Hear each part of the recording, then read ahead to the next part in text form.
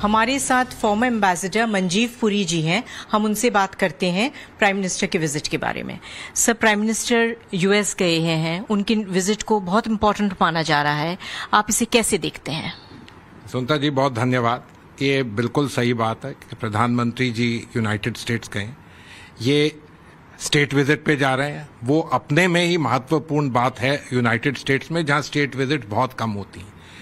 वो दूसरी बार US Congress को एड्रेस करेंगे, ये भी एक बहुत महत्वपूर्ण बात है। सिर्फ सिंबॉलिक नहीं, इंपॉर्टेंट है भारत और यूनाइटेड स्टेट्स के बढ़ते हुए रिश्तों को दिखाने के लिए।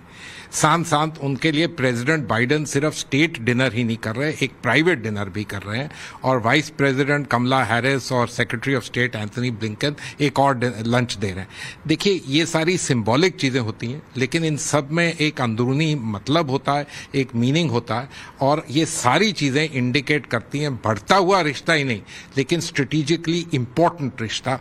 और ये हम देख रहे हैं, भारत और United states, the oldest democracy and the largest democracy coming together.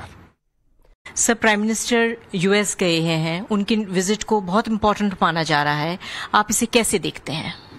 Sunita ji, बहुत धन्यवाद। ये बिल्कुल सही बात है कि प्रधानमंत्री जी यूनाइटेड स्टेट्स गए।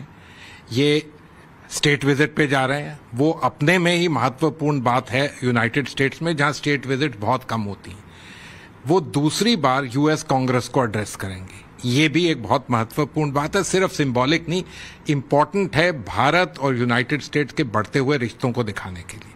साथ साथ उनके लिए प्रेसिडेंट बाइडेन सिर्फ स्टेट डिनर ही नहीं कर रहे, एक प्राइवेट डिनर भी कर रहे हैं, और वाइस प्रेसिडेंट कमला हैरिस और secretary of state Anthony Blinken एक और लंच दे रहे हैं।